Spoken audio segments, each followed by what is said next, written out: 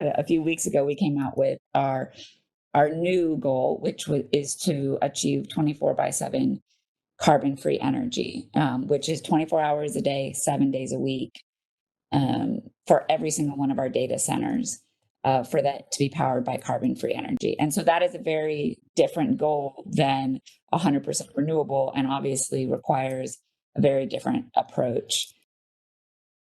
We've been in conversations with many utilities, for the last 10, 15 years around renewables. And, we certainly need to continue, but we also need to expand that conversation to start talking about zero carbon. I think it's important to remember that, ultimately we buy three products from a utility. We buy the electrons, we buy reliability, which is, the 5 nines when everything's going well, and we buy resilience when we need to recover and restore. So we have to be able to look at what are the appropriate options for all three paths, where those paths overlap, and what that looks like. Because as we look at the future, solar and wind are pretty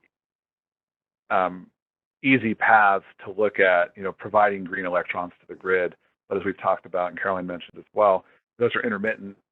Those don't really on their own solve for the 5 nines or solve the resilience question.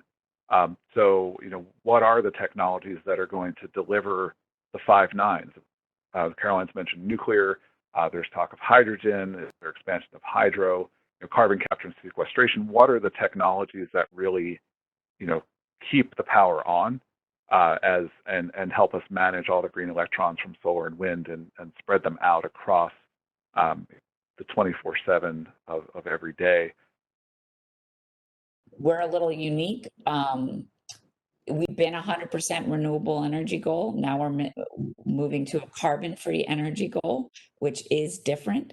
And so, but that doesn't mean that renewables are not going to be a major part of our carbon-free energy goal, right? And so for us, carbon-free energy includes nuclear, but it also includes, storage and hydro, and geothermal, and new and advanced technologies that haven't come to market yet that we are going to be investing in and pushing.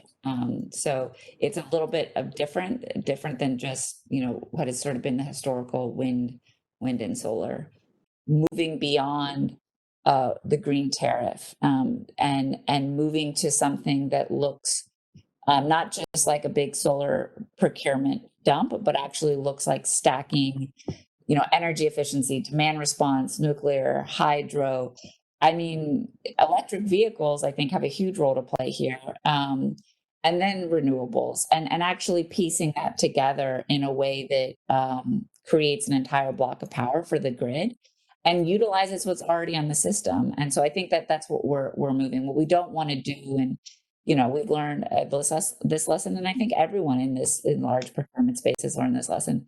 We don't want to dump a bunch of renewables onto the grid and then have them to be backfilled by, carbon emitting energy, because we haven't figured out how to create that full firm block of power.